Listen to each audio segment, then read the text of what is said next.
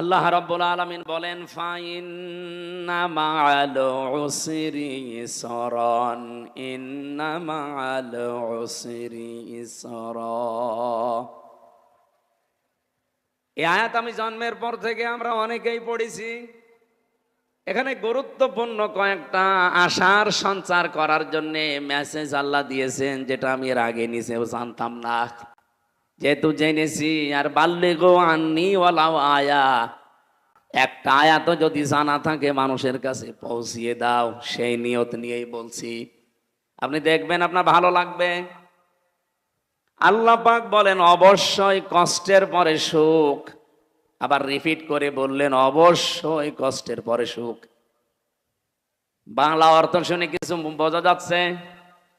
কিছুই বোঝা যাচ্ছে না। এবার আমি একটু গভীরে যাচ্ছি একটু। এই যে উসরুন, এই উসরা শব্দের আগে আল্লাহ আলিফ লাম দিলেন। আলিফ লাম 4 প্রকার হয় আরবি গ্রামার অনুযায়ী। এখানে যেটা আছে তার লাম নির্দিষ্ট করার জন্য, আলিফ লাম এটা মারিফা করার জন্য আল্লাহ দিয়েছেন। আল্লাহ উসরুনের আগে দিলেন আমার কোনো সমস্যা না, আমার প্রশ্নও না। প্রশ্ন আমার মার পরে কেন দিলেন?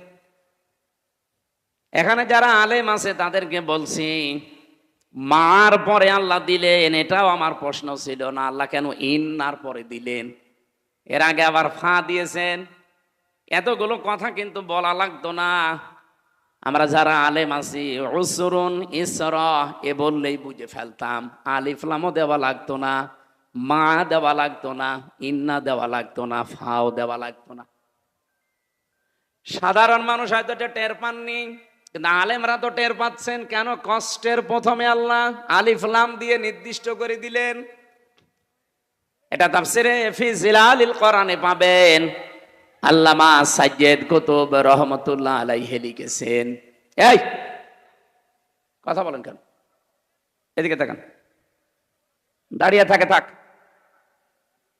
ওইভাবে শোনেন, শুধু কি বলতেছি শোনেন।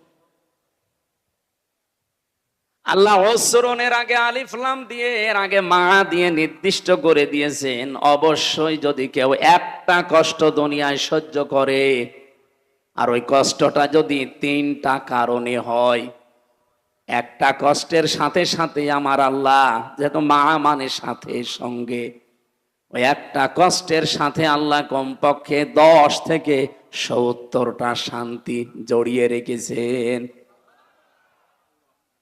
এ পর্যন্ত বোঝেননি? এবার আমি আরেকটু গভীরে যাচ্ছি। এই পৃথিবীতে কষ্ট পেলে আপনাকে